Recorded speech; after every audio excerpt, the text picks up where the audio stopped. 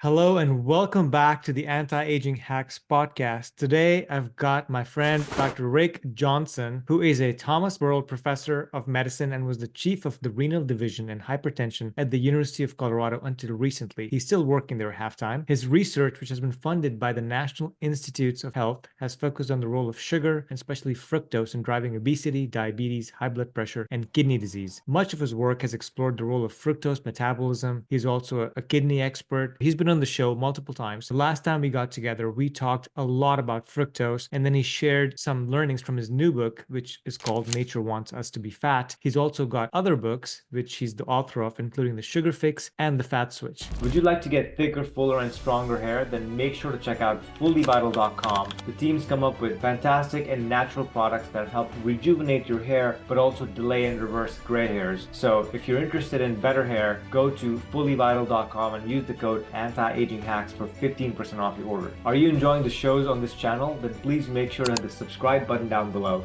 so you can get notified when we release new episodes. Our goal with this show is to help you and give you practical tips that you can use to slow down and reverse your aging so you can live and feel younger and live your best life. With that said, let's get on with the show.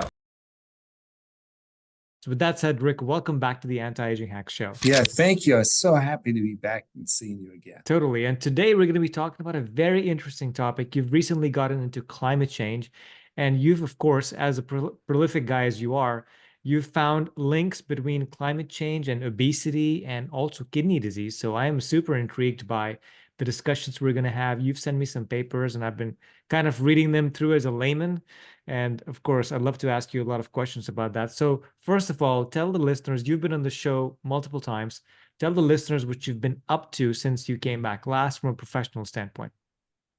Yeah, well, I have many projects, and but I've gotten really interested in climate change because it's such an important issue, not just for the survival of our species, really, but there are a lot of health issues. I'm very interested in environmental impact on health.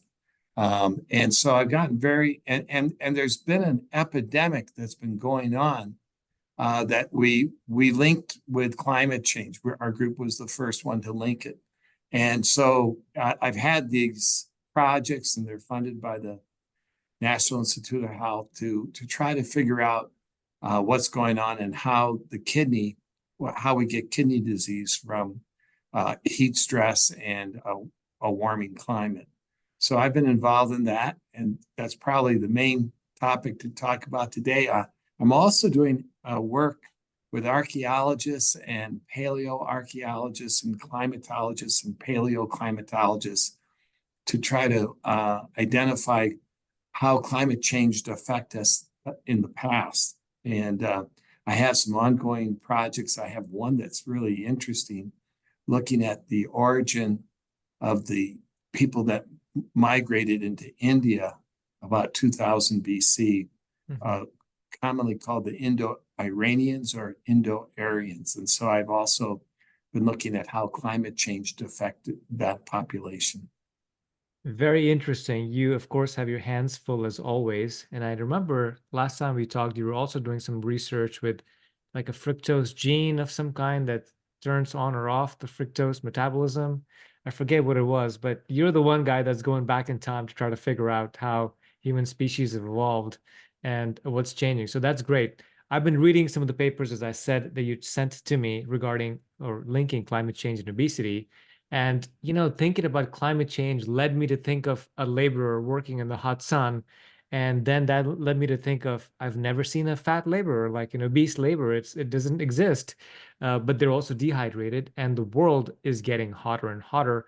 And we are seeing, I believe the world is getting hotter, and we are seeing, at least in Europe, there's deaths that occur as a result of some of these heat strokes that people get, but they happen in other places as well. So to me, it conjured up a lean laborer working in the sun, which has no fat on him. And then the other side of the coin is when it's cold, you of course need more fat to have that insulation layer. So what is your research, and what are you finding when it comes to hotter temperatures and having even more fat or obesity basically in your body? Well, so you're absolutely right. If you're an agricultural worker, out in the sun working all day. You're exercising a lot. You may not be able to eat as much, because you're out there in the fields all the time. These people tend not to be fat, but we have done studies in some of them, and they actually show evidence of, low-grade insulin resistance, mild elevations in blood pressure. There have been some reports that some of them have fatty liver. But the real relationship of obesity with heat is really related to people who, in a hot climate, tend to drink more soft drinks and sugary teas. And so there's this belt in southern United States. We call it the stone belt because they get a lot of kidney stones because the hot temperatures tend to be mildly dehydrated, and when you get dehydrated, the urine concentrates. It turns dark yellow, and you don't pee as much. So the urine volume in a 24 hours decreases, and so anything in the urine kind of concentrates. So if the concentration of calcium was X, in a dehydrated state, the concentration may double. And so what happens is when the calcium and uric acid concentrations get high in the urine, they tend to precipitate into stones. And now we're finding evidence that the crystals, they'll form crystals before they form stones. And the crystals can actually damage the kidney lining and what we call the tubules. And they can activate the tubules and cause inflammation. So kidney stones are associated with chronic kidney disease. And there is this belt, this kidney stone belt. Now, interestingly, soft drinks also make you feel dehydrated. And we were the ones that kind of published that. They make the urine concentrate. So soft drinks actually also increase the risk for kidney stones and kidney disease. And the southern United States, this what we call the stone belt, is linked with sugar intake, and especially like sugary teas. And it's a very strong area where obesity is developing. And now what we're seeing is that the stone belt is widening. It used to be like a band, just in the southern United States. But there was a beautiful paper by a friend of mine, and he shows that every 10 years, this stone belt is increasing, where the risk for kidney stones, kidney disease. And it's because of the heat, which probably in itself, the heat can also cause kidney disease, which I'll tell you about. But on top of that, it stimulates soft drink intake, sugary teas intake, and so forth. So the big relationship with obesity tends to be in the hot regions where people are not working manually. They're more likely to be not working manually. This is the group that are tending to drink soft drinks and gaining weight. Whereas in like Honduras and Costa Rica, the people are working so hard that even though some of them are drinking soft drinks way too much, they tend not to gain weight because they're exercising all the time. Yeah. But you can measure and show, as I mentioned, insulin resistance and some features that suggest activation of this switch. And many of them will have a high uric acid in their blood, which is classically linked with risk for kidneys, for metabolic syndrome, obesity, Alzheimer's, and all these diseases. And there are these great examples in the literature where they'll take a group that's like working hard and manually in the fields, and maybe they're not always eating the right things, but they look healthy. But then you move that same group when they migrate to the big cities where they can't work outside, suddenly they balloon out and become obese. So there is this is absolutely in the literature and sort of makes sense. Gotcha. Wow. Okay. So when it comes to kidney disease, dehydration by itself is a risk factor for causing kidney stones, which is linked, of course, to inflammation in the tubules. and to kidney disease long term. So Right. that's something that I didn't even know, but makes sense to me totally. And then of course, sugar intake, you said, will do the same thing. Will increase the concentration in the urine that can also lead to inflammation and kidney Yeah. disease. So, And when you eat, when you have a soft drink, you also increase the uric acid goes is soft drinks make uric acid. mhm. So the uric acid suddenly floods the kidneys. So like 3 hours after you drink a soft drink, the uric acid concentration goes up in the urine and the urine concentrates. Mm, And there's this other really interesting thing. When the urine concentrates, when you get dehydrated, the urine becomes acidic. This is part of the dehydration process. mhm. And acidic urine is really can cause the uric acid to precipitate into crystals. Wow. Okay. Rick, we're also, there's these terms thrown out in the, I don't know if it's in the literature, but certainly on the news sites where you should drink, a couple of liters of water a day or 8 glasses of water a day, whatever the latest nomenclature is. I'm not sure, but it appears to me that a lot of people are dehydrated or not drinking enough water. And then you add to that hotter temperatures where the water is just coming off of you without you realizing that you're losing water content from your body. Yeah. So the risk is, I assume, as things get hotter and you're not in a humid area, you would just be at a much higher risk for getting dehydrated in the first place. Yeah. The Institute of Medicine has made recommendations of how much people should drink normally. Mhm. And it's about 1.8 liters for an adult woman and about 2.5 liters for an adult male. And we're rarely drinking that much. Right. I mean, that's total water, which includes water and food, but we're not, most of us are not drinking that much. And the old kind of quote myth of drinking 8 glasses of water a day is really a legitimate concern, is a very legitimate thing. Mhm. So we've done some studies and also had papers where we've looked at the hydration habits of people in general. And about 40% to 50% of all people tend to be not big drinkers. There's a lot of people who tend not to drink water at dinner. They tend not to drink water. And that group is actually linked with having a higher risk for obesity. And in one of our in a study done by Jody Stuckey, it was like 8 to 10-fold higher for Wow. people who are mildly dehydrated. And this is especially common in older people. And so we actually were trying to figure out how dehydration could play a role in obesity. Mm-hmm. And I should mention that you can also kind of create a sense of dehydration by eating salt. Right. Now, normally when we say dehydration, we mean you've lost water.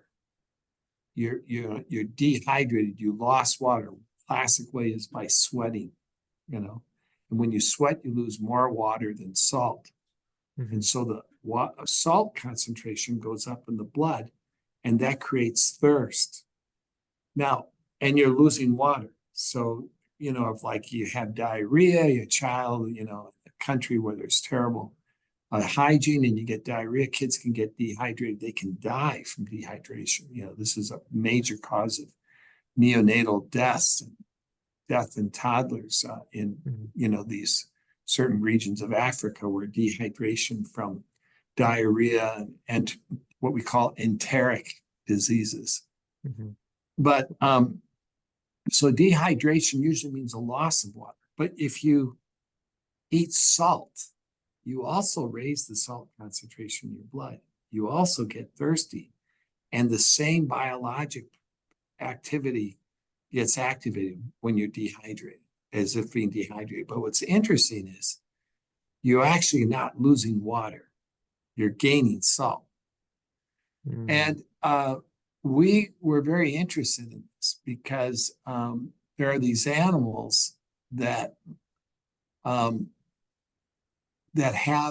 live in very dehydrating environments.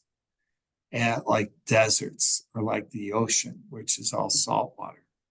And these animals, will try to they turn on hormones to hold on to water all the time. They tend to have very high levels of this hormone called vasopressin. Mm-hmm. And this hormone concentrates the urine. So these animals all have kind of live in a dehydrated state. And what's interesting is, we were interested in the relationship of dehydration and fat. And what's fascinating is these animals that have this kind of mild dehydration, not like severe dehydration, but like mild dehydration, they tend to produce a fair amount of fat. And like the whale is one of the fattest animals in the world. Right. And the camel has fat on its hump. And a lot of these animals that live in the desert get these big fat tails. And the lemur in Madagascar is this big fat tail. And during the wet season, they're eating foods that stimulate fat. And we talked about it, sugar, lots of fruit, for example. And if you eat tons of fruit, not like what we do, you can get a large dose of fructose, and that stimulates fat production, and they put it in their tail and so forth. And the lemurs will do it during the wet season, for example. And then when the dry season comes, there's not as much food around, so they can break the fat down for calories. And they do. Like the lemur will hibernate in the dry season. They call it estivation, but it's like hibernation. They find a hollow in the tree and they try to sleep while the heat's out there and there's not much food around.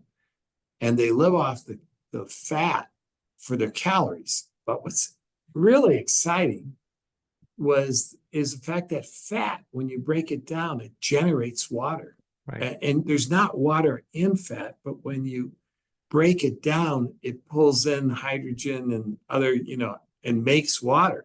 Mm-hmm. And so we call it metabolic water. And it seems like these animals in the desert use fat as not just a source of calories, but a source of water. So now we have a link between dehydration and fat. And what our group did was we found out that mild dehydration activates an enzyme that converts carbs to fructose in the body. Oh. And so what we did is we could show that when you give an animal salt, that you could activate this process and you make fructose. And then, as my book talks about, fructose can actually activate the switch that makes you hold on to fat. And now you have fat that you can use as another source to protect you during times when there's no water around.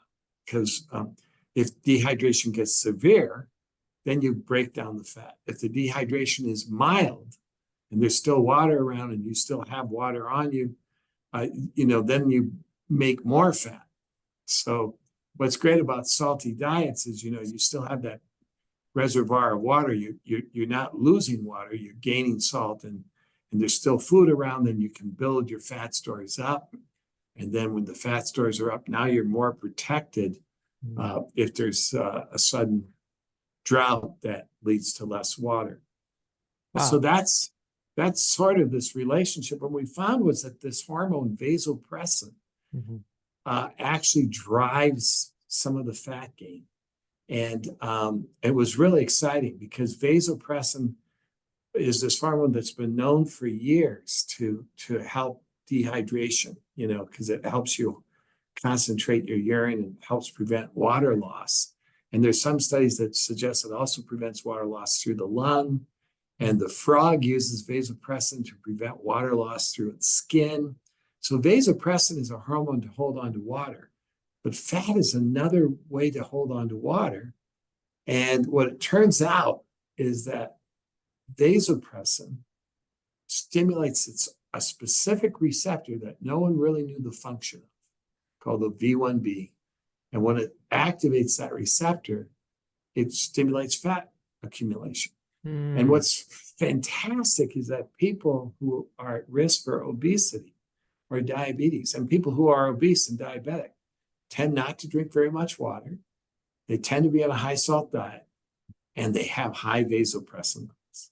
So there's a link between Yeah. dehydration and obesity that's causal. And what's incredible is if we take animals and we feed them like lots of sugar and make them fat, if we hydrate them, we can block obesity. And that was a very major discovery because it told us that this idea of drinking 8 glasses of water a day actually makes sense. And those people who run around that are skinny and they're always running and they have their water bottle next to them, and you say, oh, this is like a myth. You guys are, running's good, keep it up, but this idea of drinking water all day, wrong. It does work. Okay. Now, having said that, don't drink huge amounts. The data shows you need to drink like 2 liters a day of urine output, and you can look at your urine. Here's what you do. You look at your urine. Mm-hmm. If the urine is dark yellow, you are not drinking enough water. If the urine is clear as water, you're probably drinking too much. What you want is just the slightest yellow tinge. Mm. Now, I talk in my book, if you want to go and get laboratory measurements and stuff, it's complicated, but you can get measurements that will tell you exactly how hydrated you are. Mm. And it's important to remember that if you're losing a lot of water, like diarrhea or vomiting or sweating, that you may need more water than just that 2 liters. But there is this trap where there is this rare syndrome where you can get water intoxicated. And it's seen mainly in marathon runners. And if you're a marathon runner, drink to thirst. Don't overdrink, because on that long 2.5, 3 hour, 4 hour run that you're doing, a lot of people can drink a lot more water than they think. And so you drink to thirst if you're in a marathon. But otherwise, use the color code that I just told you about. Look at the urine. That's wonderful. I've never had somebody tell me or show me about a color code that you can easily see with your own eyes. There are some so days. there was a guy. Yeah. His name is Lawrence Armstrong, but he's not the Lawrence Armstrong, but he's a fantastic hydration studies dehydration. He came up with that, and then he proved it. So he did all the studies to show that just looking at your urine is good enough. So Nice. this is not just me talking. There are papers supporting this. Right. Okay. I know you're very scientific, Rick, and everything you share with the audience is backed up by studies that you do a lot of times yourself. So that's great. So to recap, what I'm hearing is that dehydration causes increased levels of vasopressin. Vasopressin then activates a hormone or a gene called V1B, a switch. Receptor, actually. Receptor. Okay. This receptor then tells your body to accumulate more fat. Right. Generally, not at the exact moment, because I guess you could have enough calories or enough carbs in your body to create the fat, but it starts to activate that switch, which starts to turn carbs into fat and then fat into storage to give you more water in times of need. So it's a water store, right? This is what I learned from you last time you were on the show, is that it's called metabolic water. And sugar also stimulates vasopressin in its own right. Fructose. Okay. You don't have to be dehydrated. But fructose makes you feel dehydrated. So it's sort of the same. But there's, I do want to tell you about this big epidemic going on. Yeah. Is this a good time? Yeah, totally. I've got some other questions, but we'll come back to those. So I became interested in climate change itself when there were these reports that people were dying in the sugarcane fields. Workers were dying from chronic kidney disease. And typically, when you get kidney disease, the most common cause is diabetes or high blood pressure, or maybe, some rare diseases, but stones can do it. But these people, they did have crystals in their urine, but they weren't dying from obstruction. They were just dying from chronic kidney disease. And there was no clear cause. And these epidemics started popping up in different areas. So the first place it was reported was in Central America, and it was primarily on the hot rural coasts, mainly sugarcane workers, but like Costa Rica, El Salvador, Nicaragua, Panama, Honduras, and also a little area in Mexico on the Gulf side. And then also in India, Mhm. in major regions in India, mainly in the hotter areas, and also in Sri Lanka, and also in Thailand. Wow. I mean, it was like, oh my God, what's going on? And in some of these places, it was becoming the most common or second most common cause of death. And that's pretty unusual because, Second, normally it's heart first or disease. second? Well, in like, there's one place in Nicaragua where it was the first among males between Wow, the ages of 20 and 40. that's huge. And one of the sad things is, this is a disease that kills people in their 20s and 30s. Wow. So I got very interested in this. And, the first thing that was remarkable was that they were in the hottest regions. And, I did this. Google's great. You must use Google a lot. I use Yeah. Google a lot. I love Google. Mhm. And, I did a map of where I looked at the temperatures, mean temperatures of, of Central America, and, the hottest days and the hottest temperatures and solar radiation. And it was remarkable because where the hottest areas was where the disease was. I mean, it Mhm. was like uncanny. In fact, we could point out that there was this one place in Guatemala that should have it, and then they found it there. I go, it's just too eerie. And also like that in the Gulf, in this place called Tierra Blanca, it lit up, and that's where it was. Rick, you have a It, lot of stuff going on in your life. How did this report show up at your desk? yeah, no, I'm no, I'm a workaholic, and I'm very curious. I'm very curious, and Okay. I've been very fortunate. And but anyway, we saw this link, Mhm. and we go, oh my gosh, it's got to have something to do with this. And then we started studying and looking at these people. I started working with people in Nicaragua and in El Salvador and in Costa Rica, mainly those three countries. We developed some collaborators in India, in Sri Lanka, and Thailand. And we started working together. I got a big grant from the government. And we found very good evidence that heat stress could cause the kidney disease. In fact, uh, one of the guys in my laboratory said, I'm going to see if I can create what's going on in the sugarcane fields in laboratory mice. And he would put them in this hot chamber for like 30 minutes where they were running around, and then he would take them out, as if they're taking a break in the shade.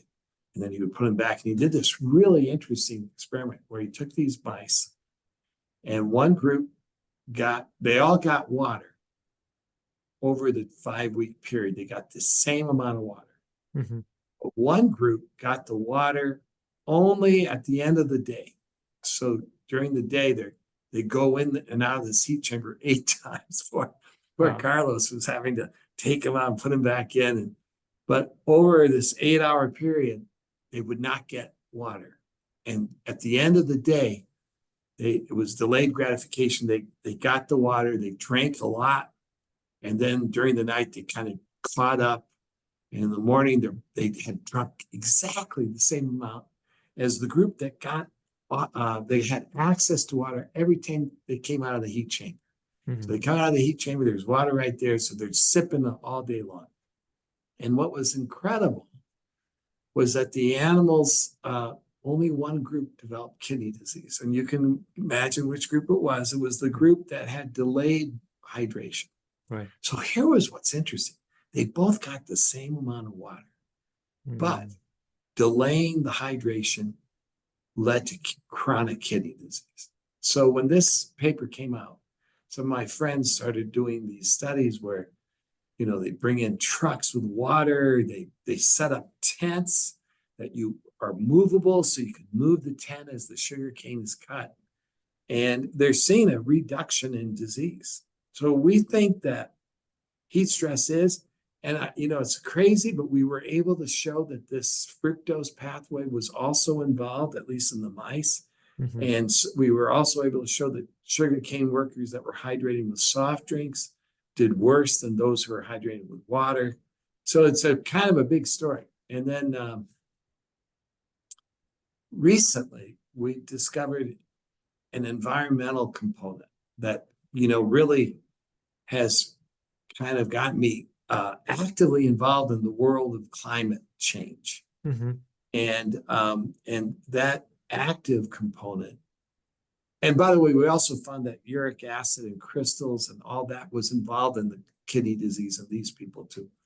But the really big breakthrough was the fact that when we were hydrating these people and also the animals, but especially the people, we found that there was we couldn't always prevent kidney disease from happening. There was still some kidney disease that could occur just from being out in the field.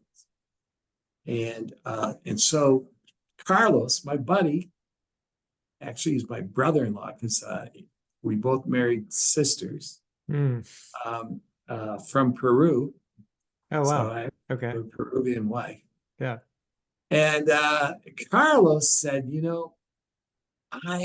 when you look at these sugarcane workers, they're coated in ash. And you say, why? Well, what they learned years ago was that you can make sugarcane cheaper. You can cut more sugarcane if you burn the field a few nights before. And when you burn the field, it burns the green leaves, but it doesn't actually burn the cane. The cane has so much sugar in it that it makes it resistant to burning. And so you burn off the green leaves, you scare away the rats and the snakes or whatever's in there.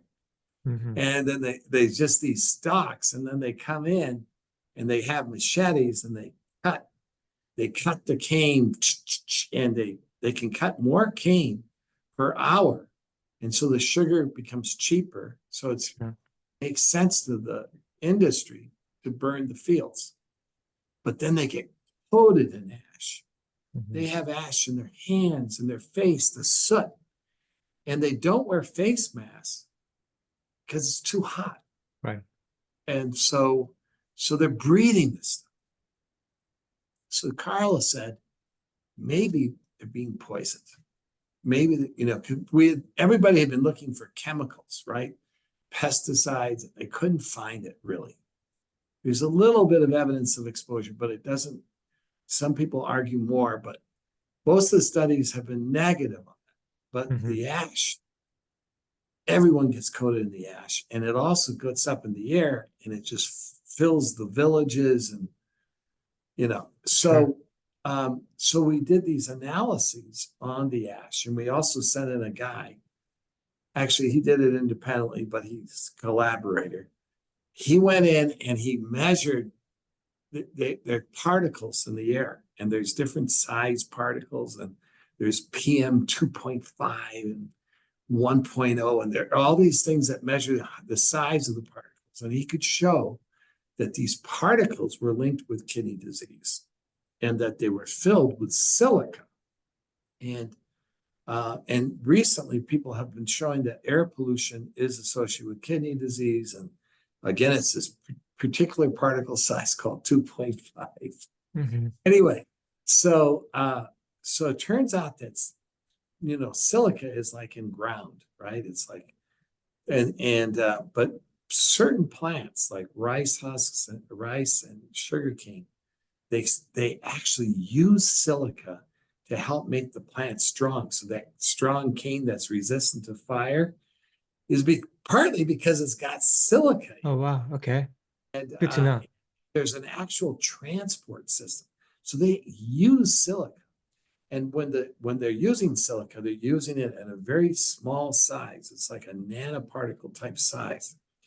And when you burn the ash, something like 75% of the ash has these silica nanoparticles. Now it's been known that silicon can cause lung problems. And there's a disease called silicosis, where construction workers are blasting the quartz, and these crystalline silica, which is larger, gets in their air system, and it's trapped in their lung, and it causes lung disease. So, that's mainly seen with construction workers, working on granite and blasting away, and everything gets in the air, and sometimes in miners. But this is smaller. It's nanoparticle silica. And when it gets into the lungs, some of it stays there, and it can cause low-grade inflammation. It's not like a crystal, though. But it's so small, it gets into the blood. And then it goes through the system, and it ends up in the liver and the spleen and the kidneys. Mm-hmm. So Carlos said, let's give silica nanoparticles to rats to see if they get kidney disease. And they got kidney disease. And Oh, wow. and so he gave it by nose. And this was like a discovery, big discovery. And so then we said, well, can you prove that the silica's in the kidney? And we were looking around, and nanoparticle silica is very small. You can't really see it by microscope, and we were having a hard time. And then we met up with a toxicologist named Jared Brown, and Jared had a special way to look for it by both spectroscopy and by mass spectroscopy, or mass spec. And he had the machines, and he could find it in the kidney biopsies of our rats. So then suddenly we had a way to look for it in humans. And then what happened just this last year is we were able to get kidney biopsies from people with this disease, this mysterious disease. And lo and behold, we found a statistically high amount of silica in their kidneys. Now, we have to do more biopsies. It was considered a pilot study. If you tend to be a disbeliever, you can be a disbeliever, but it was statistically significant, pretty significant. It really was. And we think that it's playing a role. I of course believe heat stress is a major thing, but there's a trifecta that comes out of this for us. Here's the trifecta. This is like great. So that when they burned so if we could stop the burning of sugarcane fields, we would win three ways. You can imagine. The first one is we'll get less kidney disease, less deaths. There have been 60,000 people who died down there, okay? And 60,000 in India. We're talking like 100,000 people who died from this. So if we could, block sugarcane burning, it'd have a big impact on the health, along with, mitigating heat stress. And the second thing is, when you burn the sugarcane, there's this billowing of pollutants into the air, and some of it's carbon and all this other stuff. And it's been shown to have a role in global warming. Right. There are papers that suggest that this stuff is contributing significantly to global warming, and the billions of tons of stuff that go in the air worldwide from burning of sugarcane is huge. So there's a second benefit. It might help control global warming. And then there's a third benefit, because sugar might become a little more expensive, which would translate into less consumption, less obesity, and save lives there. So, I am very happy with Carlos and his idea. And actually there was a wonderful group in India that also thought of this idea. I mean, there's a guy named Gangadhar Taduri, who's this hard-working kidney specialist in India, who really came up with this idea first, I think. I have to give him credit. So, it's, I'm lucky to be part of this. You must be the luckiest guy alive, because you're a part of a lot of discoveries and a lot of switches, and the survival switch is what you found last time that we talked about at length. And now you've found different ways that heat stress, dehydration, and also silica can cause Right. diseases and death, which is crazy. And Yeah. so wonderful. Hats off to you. Kudos for, such a great career. It's not just luck, it's I've been hard work as lucky. well. I've been lucky. I do work hard, Yeah, and I'm surrounded by great people, there we and go. I'm extraordinarily curious, Yeah. and I'm persistent. So when I find something, I tend to think about it all the time, and then I'm sure you're the same way. Actually, I want to congratulate you. I know how that you are also really a workaholic and trying to do great things. So Thank um, you, Rick. yeah, thank you, Thank you. thank So you. let me ask you a few additional questions. So I think from the rat study, what we learned is that if you are getting dehydrated or at risk of getting dehydrated, then make sure to drink water constantly during the course of the day, as opposed to waiting till Yes, the end to drink it, yes, right? absolutely true. Okay. But So you know what they that's did? They mhm. they gave the guys on the fields these things called camelback canteens, where you have the canteen on your back and you have this like Mhm. thing, tube that you suck the water from. But they didn't like it. They Yeah. actually prefer getting the big. I think it's because it probably affects their ability to use the machete. So Mhm. that what they like is to have the tank of water brought in, and Yeah. then they just take breaks with a tent. Mhm.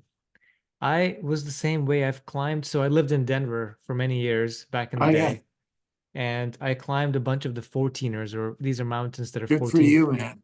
yeah, 14,000 foot high for people listening. I climbed about 28 of them. And you would have like, yeah, you would have the bags and you'd have the water. But I just remember I wouldn't drink that much water for whatever reason. It was just too much work and I was sweating and huffing and puffing. And it's hard to drink water when you're huffing.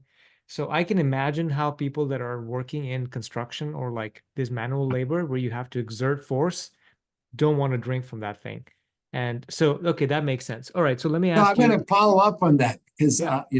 I was very active with the clinic here Mhm. just until this last year, and I had in my clinic I had a bunch of mountain climbers, Oh, and I yeah. had Okay. 6 of them that, and I never published it because it was too happenstance. It's not, but Ah, all of them had kidney disease of unknown cause. They had like, wow. a reduction of kidney function of 40 to 60%. That was unexpected, but they all had these histories of dehydration in the mountains when they were climbing. One Mhm. guy would get hospitalized or end up in the ER like twice a year from his climbing. What? Jeez. And so I kept thinking, yes, this has got to be a problem with mountain climbers. But I haven't, never wrote it up. I wish I had actually, but it Well, was, maybe it that's your was a next little bit study. too circumstantial. Maybe that's your next study, Rick, because there's a lot of mountain Maybe. climbers by you. They're a But there stone's is this, throw away. I was on an airplane and this young, I mean, she wasn't young, but there was a pediatrician who works up in Frisco, up in the mountains of Colorado, and she was on the plane. And she was telling me about all these adolescents that she's taking care of that are developing early kidney disease and they have high uric acids. And I think there may be something, that needs to be investigated. So she is now working with some high altitude doctors, and I'm helping Mhm. to try to figure out, why people in this area are developing gout in their teen years and are developing some of these conditions that we don't normally see so often at that So, age group. yeah, so let me ask you this. I've got a few more questions.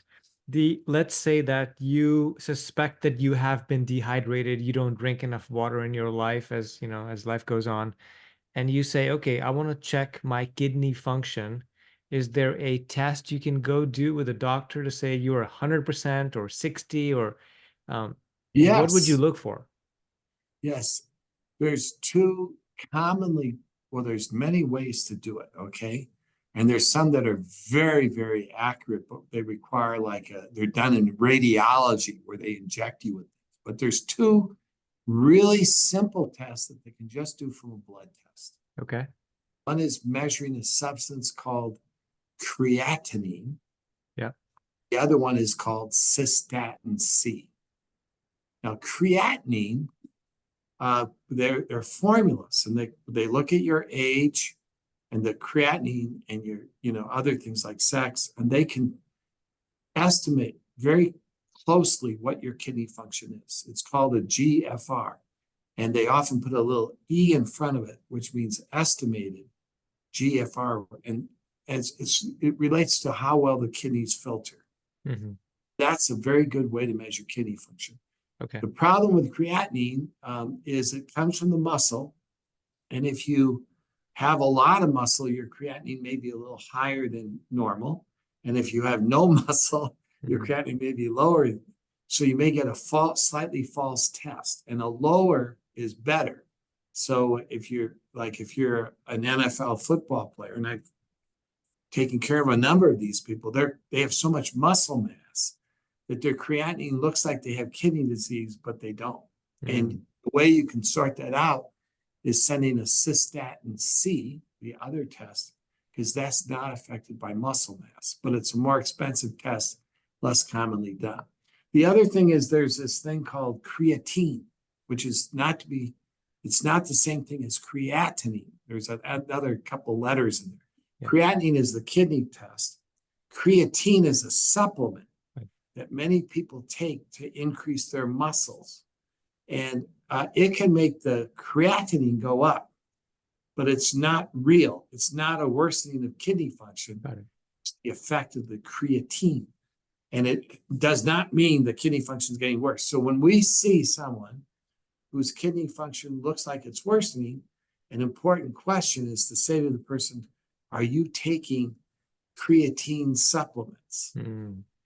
Every now and then, especially young guys that are like weightlifters, or are trying to bulk up, they say, yeah, you know what? I am on creatine. And then you say, okay, we're going to measure the cystatin C instead. And thank then, you. they get sent to me as from their doctors, and then we go, oh, you don't have kidney disease. Just supplement. Thank you for clarifying that. A lot of gym bros do it for sure. Let me ask you a question regarding protein, I guess, and muscle. So I was talking to my dad, and I say, hey, Dad, you need to be eating more protein. He's in his late 70s. And he goes, no, I don't want to eat any more protein because I'm afraid of my kidney function deteriorating as a result of more protein. And I go, I actually happen to know one of the top experts in the world on kidney. I'm going to ask him next time I talk to him. Well, this is a fantastic question, because way back in the 1970s and the early 80s, there were these studies where they took animals with kidney disease, and if you give them a very high protein diet, their kidney disease worsens. And we can still do this. I actually did this recently, where you take animals with kidney disease, you put them on a very high protein diet, they progress. And then everyone said, oh, people should go on a low protein diet if you have kidney disease. And the very first report suggested it might be beneficial, but now the argument is that low protein diets really don't help chronic kidney disease very much. But very high protein diets may worsen kidney disease. But there's a trap. There's a very interesting thing. So it turns out that if you take an animal and you put it on a high protein diet, but you give it a blood pressure pill called an ACE inhibitor or an angiotensin receptor blocker, like losartan or lisinopril, and literally, basically everyone with kidney disease is put on one of those, like 90%. But if you do that, then you block the effects of the protein to cause kidney disease. In the mouse, at least. So what's happened is, when you tell people to go on a low protein diet, or to restrict their protein, they start increasing their carbs, which we know are bad for the kidneys. And there's more and more data that sugar is bad for the kidneys. So what we recommend, and actually it is a controversial topic, but I am an expert on this, but what I recommend, and what a lot of people recommend, is protein is basically, protein is good, okay? And a modest like what 1 to 1.2 grams per kilogram of protein a day is good, especially if you're on an ACE inhibitor or an angiotensin receptor blocker. Now, if you're eating a steak every night, probably, you might get into trouble. You might not, because if you're on an, you might be protected, but we don't absolutely know what's true in the mouse is true in us. Right. But yeah, I would not do super high protein, but do not have to protein restrict. And in fact, protein restriction looks like it's not a good idea in chronic kidney disease because often the muscle mass is low to begin with, because chronic kidney disease can cause a shrinkage of muscle mass. Mm, So okay. Okay. Thank that's you, not Rick. that. Yeah, we cleared that myth and misconception. One more question I have for you is, let's assume that you did get chronic kidney disease in your 20s, 30s, 40s, or even later on in life. Is there a way for you to use supplements, biohacks, medicines to actually reverse the disease inside your body, or do you have to live with that condition forever? Well, I've seen chronic kidney disease resolve, Oh, wow. especially mild. It can resolve. I mean, if you biopsy the kidney, you can find some scars, but the kidney function, if it's like down 50%, you can get it back to 80%. It's quite possible.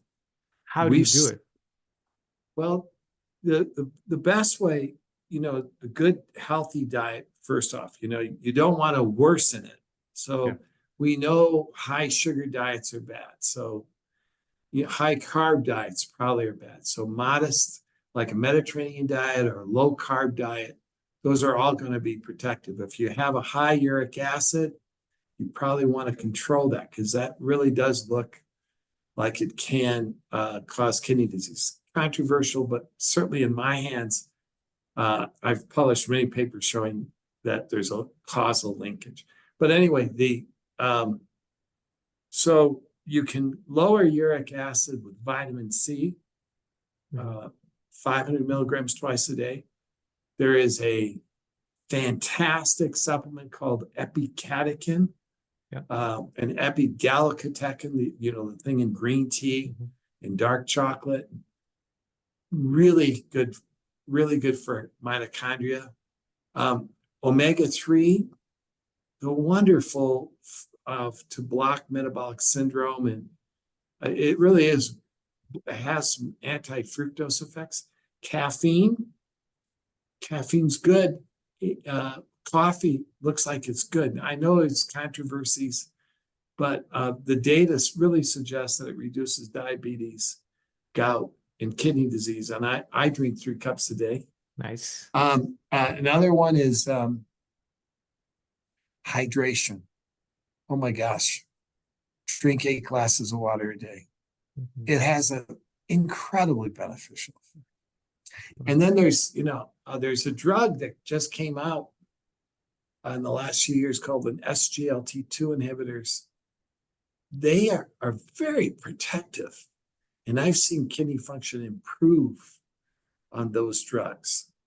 And it's a drug, so it's not really a supplement. But, if you do have kidney disease, a lot of people aren't putting them on it, but it's approved. Mhm. And if you have mild kidney disease, it may reverse the kidney disease completely. But Okay. healthy nutrition, exercise. I'm sure you're an exercise, who climbed 14, 28 mountains that are 14,000 feet or higher. Congratulations. I've Thank done you. 2. Okay. I climbed Mount Rainier twice, and Nice. that's a good one. That is a good But one. anyway, yeah, exercise is really good. Zone 2 is great, but Mhm. I think resistance exercise, trying to improve muscle mass, is actually a good thing. Okay. Keeping Those your are, mind busy, yeah. actually helps use energy and is really good for your overall health. Mhm. So anyway, there's a lot of things to do. There's a lot of things Hydration, to do. probably the Yeah. most important Yeah. after avoiding sugar. Okay. And most of those are free. You don't have to pay a lot of Yes. money to Yeah. anybody. So thank you for Right. that, Rick. And here's my last question to you.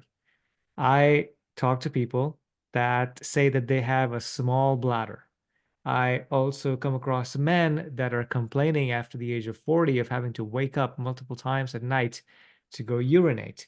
And so this bladder kidney function of you having to pee or urinate more often than others, where does that come from? Is there a thing as small bladder? And what can people do that are having to urinate more and as a result not drinking as much water? What can they do to get rid of this problem? Well, there are conditions associated with small bladder, but what you're describing for us is more likely benign prostatic hypertrophy, or what we call BPH, because as men get older, Yeah. their prostates can enlarge. And then what happens is they have to get up at night multiple times. Mhm. There's a hesitation, there's some hesitance to being able to get the urine going.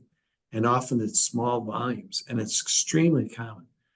It really is, it used to be a really tough situation where a lot of people had to have surgery if it got worse. But now there are medicines, like there's one called Flomax, and they tend to shrink the prostate. They're often well tolerated. And what you need to do is you need to see a doctor, Mhm. explain your symptoms, and get tested, because if it gets bad, it can actually block the bladder completely from, and people can go into kidney failure. Oh, wow. Okay. And the back pressure, from the big prostate may accelerate kidney disease over time. So you don't want that to happen. So if you do get those symptoms, see a doctor, explain it to them, suggest you might have a big prostate if they don't come up with it. The doctor should immediately know, but Yeah. sometimes it's good to seed it if they don't. And suggest that, and then get tested, and they can ultrasound the bladder Mhm. and see it. Believe it or not, in this condition, the bladder's enlarged, even though it's not peeing as much, because the urine's having trouble getting through. So, they can see if there's any kind of evidence of that. And then you go on this medicine and you come back and get tested. And occasionally people do need surgery, but these days it's not that common. And also there's this thing, you can get cancer of the prostate. And a lot of older people, older men, obviously, can get that. And I mean, not a lot, but it's enough of an issue that you may know someone who has it. Mhm. And, so that can present like this too, but usually not, but it can. So it's important to see a doctor. Okay. Wonderful, Rick. Thank you so much. As always, I Thank learned you. so much when I'm on a podcast with you, and you keep writing more papers every month, it seems. Oh, I'm So trying to slow down, really. that's going to be hard for you, but Yeah, we're so probably. glad. I think the world needs what you're doing. And so thank you for doing what you do and who you are. Now, Yeah. if people are interested in learning more about you or finding you or following you some way, where are you Yeah, available? check out my website. It's drrichardjohnson.com. And also, I have an Instagram, Dr. Richard J. Johnson, so my initials in there. And those are the main ways that you can reach me. And then my book, I do suggest you might take a look at it and decide, But anyway, thank you very much. Totally. What is your book called, real quick? Nature Wants Us to Be Fat. Nature Wants Us to Be Fat. It's a great title and it's a great read as well. So thank you, Rick, again for coming on. Thank you, Faraz.